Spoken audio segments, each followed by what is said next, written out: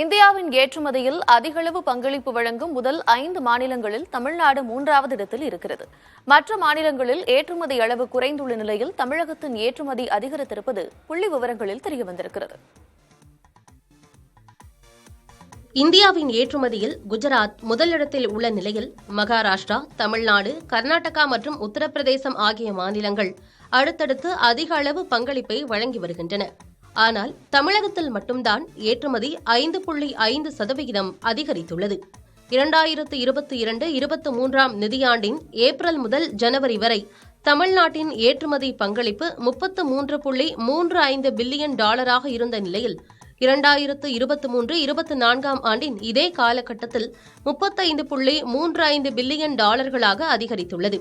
அதே நேரம் மற்ற மாநிலங்களில் ஏற்றுமதி 7 முதல் 9% வரை சரிந்துள்ளது. எலக்ட்ரானிக்ஸ் பொருட்கள் ஏற்றுமதி 2 மடங்காக அதிகரித்ததுதான் தமிழ்நாட்டின் ஏற்றுமதி அதிகரிக்க காரணமாக இருந்திருக்கிறது. 2023-24 ஆண்டின் ஏப்ரல் முதல் ஜனவரி வரையிலான காலங்களில் பொறியியல் பொருட்கள் ஏற்றுமதி 4.5% சரிந்திருக்கிறது. ரெடிமேட் ஆடைகள் ஏற்றுமதி 16%, பருத்தி நூல் ஏற்றுமதி 10.6%, தோல் பொருட்கள் ஏற்றுமதி 20.45% சரிந்துள்ளது. ஆனால் எலக்ட்ரானிக்ஸ் பொருட்கள் ஏற்றுமதி 2 மடங்காக, அதாவது 97.3% உயர்ந்திருக்கிறது.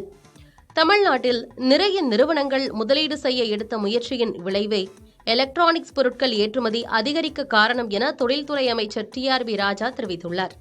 அதிக அளவு நடைபெறும் பொறியியல் பொருட்கள் மற்றும் ஆட்டோமொபைல் ஏற்றுமதி சிறிய அளவிலேயே குறைந்திருக்கிறது. ஐரோப்பிய நாடுகளில் மந்த நிலையால் நுகர்வு குறைந்தது, பங்களாதேஷ் குறைந்த விலைக்கு ஏற்றுமதி செய்வது போன்ற காரணங்களால் டெக்ஸ்டைல் மற்றும் தோல் பொருட்கள் ஏற்றுமதியில் பாதிப்பு ஏற்பட்டிருக்கிறது. இருப்பினும் இந்த துறைகளில் ஏற்றுமதியை அதிகரிக்க பல்வேறு நடவடிக்கைகள் எடுக்கப்பட்டு வருவதாக தொழில்துறை செயலர் அருண் ராய் தெரிவித்துள்ளார்.